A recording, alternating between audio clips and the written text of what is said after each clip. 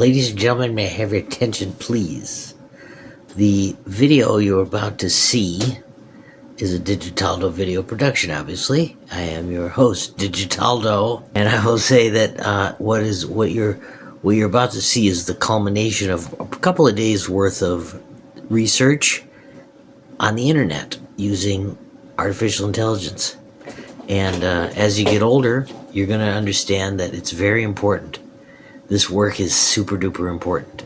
Like they say in the beginning of the Course in Miracles, it's a required course. You know what I mean? I don't even have the Course in Miracles anymore. I pawned it. Literally, I sold it at half-price books. But still, I can get it on the internet anytime I need it. The entire text in audio version for free off of YouTube. Okay? But that's just what I'm saying. Listen to the video, watch the video, however you like it, and then, take notes. And it's like, well, you know what? Maybe there is a couple of things wrong, but the beauty of it is that the first step towards fixing the problem is identifying the problem. You have to look at yourself objectively, okay? And that's why I'm making this as a gift to anybody who needs it, anybody who wants it.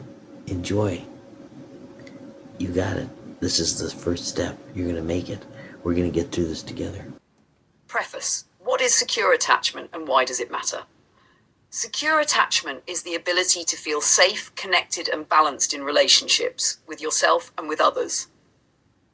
People with secure attachment trust that others can be reliable and supportive, feel comfortable both being close and being independent, handle conflict without spiraling into panic or shutting down.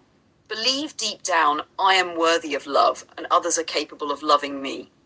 Why strive for secure attachment? Because it changes everything. Relationships feel less like a battlefield and more like a partnership. Friendships last longer. Boundaries stop feeling like rejection. And even when relationships end, you recover faster because your sense of self isn't shattered. This doesn't mean you'll never feel anxious or want space. Those are human experiences. What changes with secure attachment is how you respond. Instead of reacting with panic or avoidance, you can soothe yourself, communicate clearly, and repair connection when ruptures happen. It's true that your early childhood wired your brain for survival in specific ways, but neuroscience shows our brains remain plastic, changeable throughout life. New experiences, especially consistent, safe ones, literally reshape your neural pathways. Just like a muscle grows with training, your capacity for secure attachment grows with practice. So no, you're not stuck with what you got before age 5. Those old patterns may be the starting point, but they don't have to be the end of your story. Healing attachment is less like asking an autistic person to stop being autistic and more like physical therapy for the heart. Slow, repeated exercises that retrain the nervous system towards safety and connection. And I remember too when I was in college, when I was in my period of self-exploration and real education, right? Real study of the self. When I was trying to even get these concepts over my mother's head, like where she thought, like, if you don't go to a formal 4-year college university, that all the money that you would spend be a waste.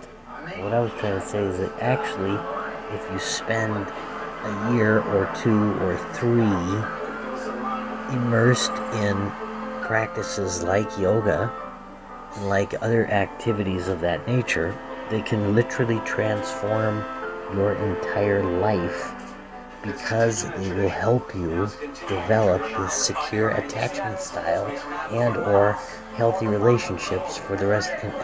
At the very least, you're going to be physically healthy, right? And yes, there are a couple of creepy crawlers at some of these yoga schools, and you got to watch out for predatory people, narcissistic, spiritual world. But in general, those are mirrors of stuff that's inside of you. Or, and generally speaking, the people that are in these self-help or recovery processes are not looking for, they're not hunting. They're not wolves in sheep's clothing. They're oftentimes the exact people that you need on your side. You know what I mean? You need some sheep with sharp teeth. Anyway, we'll see what the computer says. This voice is really annoying. From anxious, avoidant, and disorganized to secure, a practical guide. Preface. What is secure attachment? Secure attachment means having a sense of safety, trust, and balance in relationships. When securely attached, you feel comfortable with both closeness and independence. You can ask for what you need without fear of rejection, set boundaries without guilt, and repair conflict without falling apart. Deep down, you carry the belief, I am worthy of love, and others are capable of loving me. Psychologists John Bowlby and Mary Ainsworth first mapped attachment theory in the mid-20th century, showing how early caregiver responsiveness shapes lifelong patterns of connection. For many, that early environment was inconsistent, neglectful, or even unsafe. This often leads to insecure strategies, anxious clinging, avoidant withdrawal, or disorganized push-pull dynamics. But here's the crucial truth. Attachment style is not destiny. While early experiences wire our nervous system for survival, neuroscience shows that the brain remains plastic throughout life. With intentional practice and safe relationships, it is possible to rewire old patterns towards secure attachment. Why pursue this? Because secure attachment changes everything. Relationships feel less like a battlefield and more like collaboration. Loneliness decreases as trust and reciprocity grow. Emotional stability improves. Conflict becomes repairable, not catastrophic. Even if relationships end, your sense of self stays intact. This is not about becoming perfectly secure. It's about building more stability, trust, and balance step by step.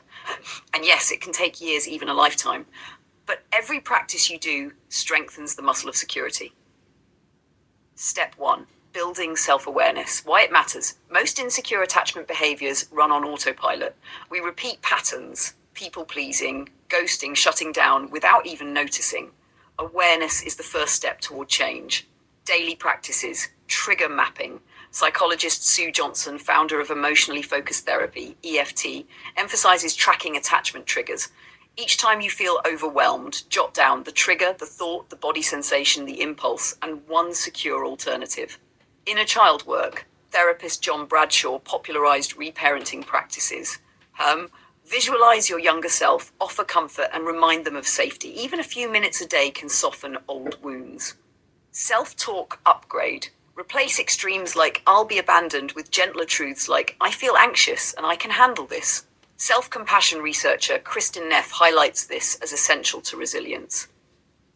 Step 2. Nervous system regulation. Why it matters. Insecure attachment isn't just psychological, it's physiological. Trauma and neglect prime the body to flip quickly into fight, flight, or freeze. Regulation teaches the nervous system to tolerate closeness without panic and separation without collapse. Daily practices. Physiological sigh. Neuroscientist Andrew Huberman describes this breath pattern. 2 inhales through the nose, 1 long exhale, as a rapid way to calm the autonomic nervous system. Grounding techniques. Bessel van der Kolk, author of The Body Keeps the Score, emphasizes orienting to the present moment through senses, naming things you see, hear, and feel to break trauma loops. Movement. Trauma therapist Peter Levine, somatic experiencing, notes that shaking, stretching, or walking helps release survival energy stored in the body. Step 3. Somatic practices. Why it matters. Sometimes the body needs more than calm down. Somatic practices retrain how your body holds stress. Examples: pendulation, from somatic experiencing, moving attention between a safe sensation, warmth in hands, and discomfort, tight chest. This builds tolerance. Containment, wrapping in a blanket or visualizing a container for overwhelming feelings. Common in trauma therapy as a safety resource. Butterfly hug, a bilateral tapping method developed for EMDR, eye movement desensitization and reprocessing, shown to reduce distress. Step 4. Therapy modalities. Sometimes DIY isn't enough. Professional support can accelerate healing. EMDR, effective for reprocessing traumatic memories. Somatic experiencing, SE, helps discharge survival responses stored in the body. Internal family systems, IFS, helps you dialogue with inner parts, the anxious protector, the avoidant wall. the wounded child. Step 5, co-regulation. Attachment wounds form in relationships, and healing often requires relationships. Practice. Share one honest feeling with a safe person daily. Hold brief eye contact, take a few breaths, end with gratitude. Even small moments of safety with others begin to rewire the expectation that intimacy equals danger.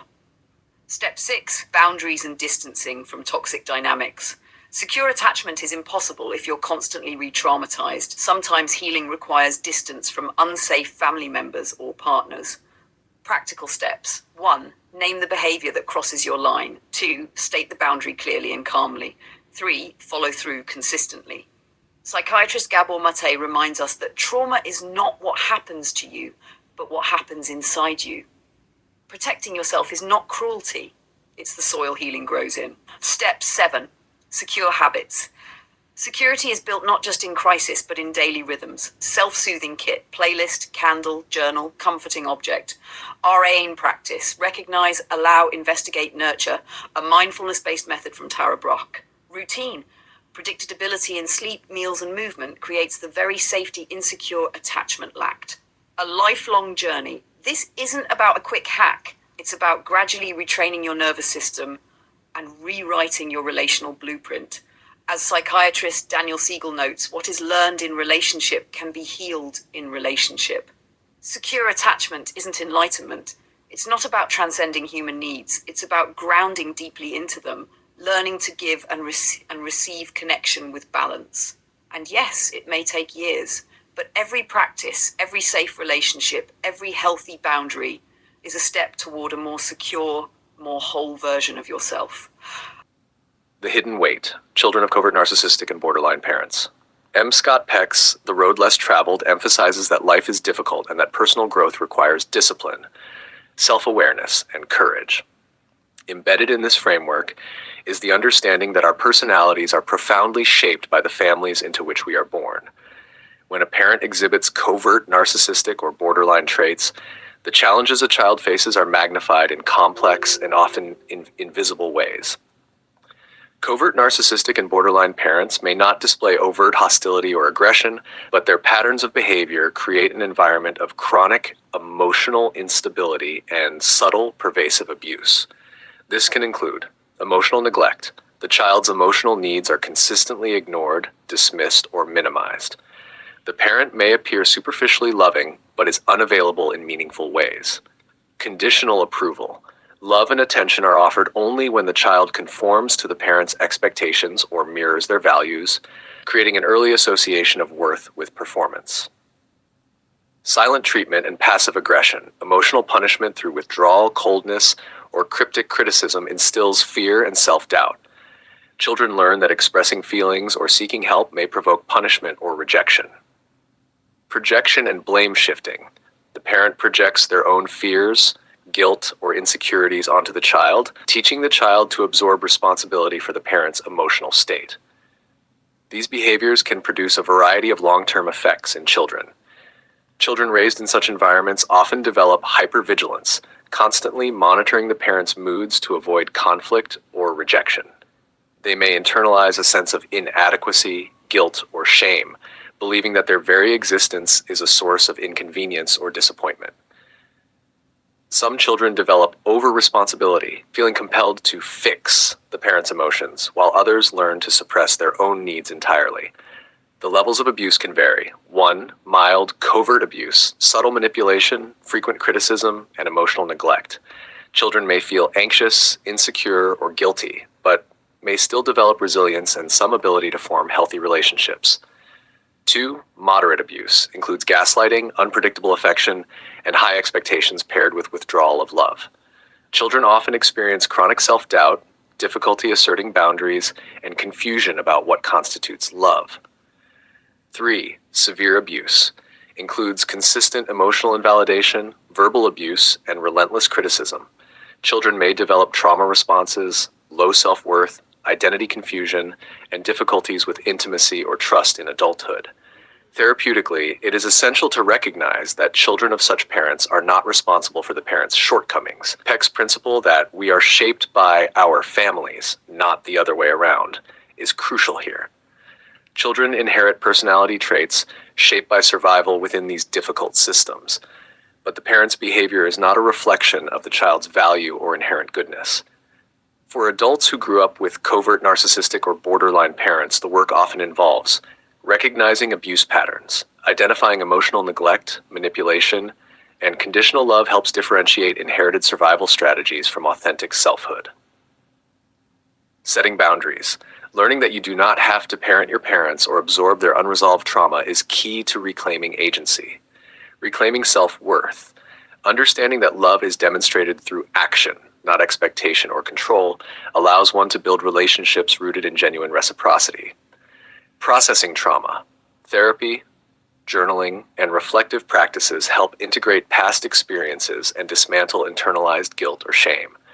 Children of covertly abusive parents often grow into adults who are disciplined, self-aware, and capable of deep reflection. But they may also carry unhealed scars that manifest as hyper-responsibility, anxiety, or difficulty trusting love. The challenge is to transform adaptive survival strategies into tools for authentic growth, connection, and self-respect. Ultimately, the presence of covert narcissistic or borderline traits in a parent is a profound but not defining influence. Understanding the dynamics of abuse, the mechanisms of emotional survival, and the steps toward healthy boundaries allows individuals to reclaim their lives, choose the love they receive, and walk the road less traveled with clarity and courage. Dunbar's number and the psychology of estrangement. Robin Dunbar, a British anthropologist and evolutionary psychologist, is best known for linking brain size with the limits of human social networks. His influential concept, often called Dunbar's number, suggests that humans can maintain about 150 meaningful relationships at any one time. These connections are not all equal. They are organized into layers of closeness, ranging from a handful of intimate confidants to about 15 close friends and family, then broader circles of acquaintances and distant ties. Dunbar's work highlights that the frequency of contact and the balance of reciprocity are what keep people in the inner circles, while neglect or one-sided effort pushes them outward. The drift outward family is usually expected to occupy the innermost layers. Parents, siblings, spouses, or children often fill the support group of around 5 people. But even kinship bonds weaken without communication. When relatives stop talking or rarely connect, they slide outward into the broader 50 or 150 circles, where they feel more like distant acquaintances than trusted supporters. While blood ties tend to keep relatives anchored somewhere in our social map, their emotional closeness fades without reinforcement. When relationships feel like a one-way street. For many, estrangement doesn't come from a dramatic rupture, but from a quieter imbalance. Being the only one who calls, texts, or makes the effort to stay in touch. Dunbar's research shows that strong ties depend on mutual investment. When communication feels one-sided, the bond cannot remain in the inner circles, no matter the family label. Psychologically, this creates a unique kind of pain, not outright conflict, but the erosion of intimacy. It often leaves people feeling undervalued, unseen, or as if they are carrying the entire weight of the relationship. The double loss of estrangement.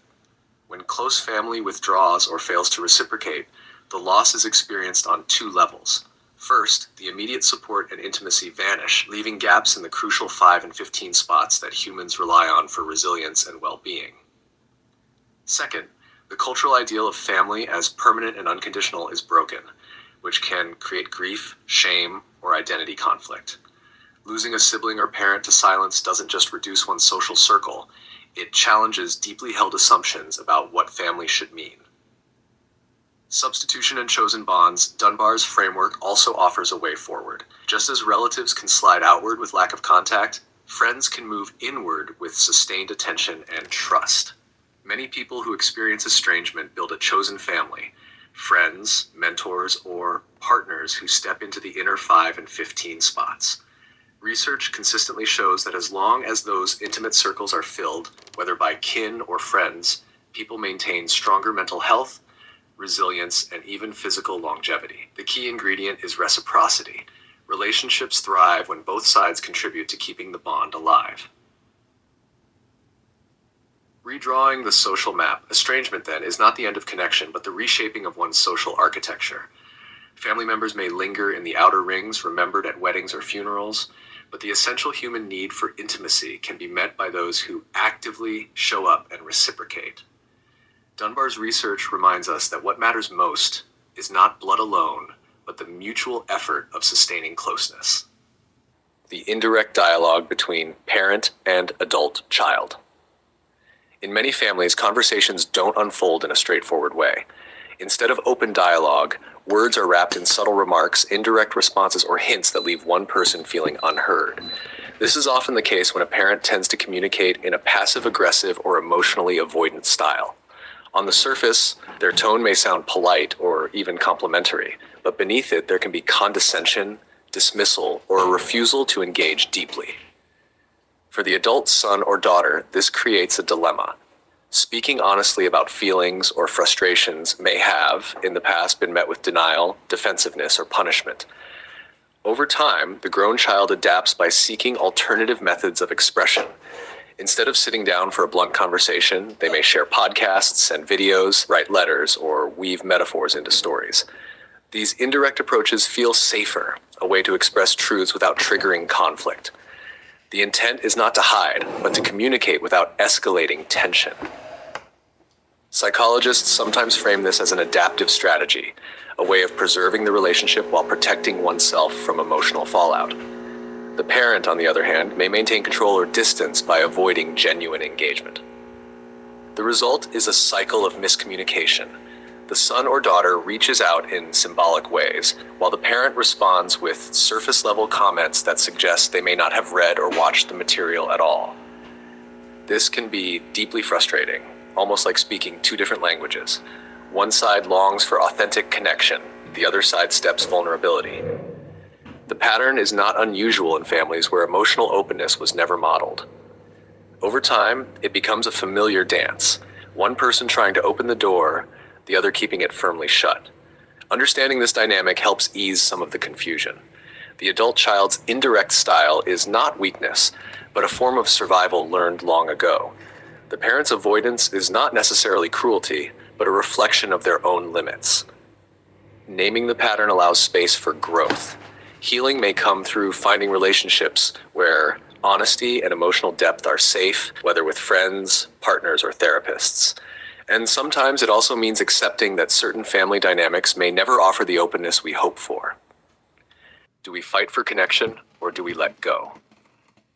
Here, the teachings of A Course in Miracles offer a way forward. Lesson 121 declares simply, forgiveness is the key to happiness. Forgiveness here does not mean condoning hurtful behavior or pretending it never happened. It means releasing the grip of resentment that keeps us tied to the past. One passage frames it as a spiritual awakening. I would awaken from the dream that I am mortal, fallible, and full of sin, and know I am the perfect Son of God. Forgiveness allows us to see ourselves not as damaged by our parents' failings, but as whole beings with inherent worth. Another meditation expands on this. Forgiveness is letting the veil of separation be lifted from my mind. When guilt is gone, there is only innocence to see. Here is peace. Here is eternal love. Here is happiness. In this sense, forgiveness is a release of illusions.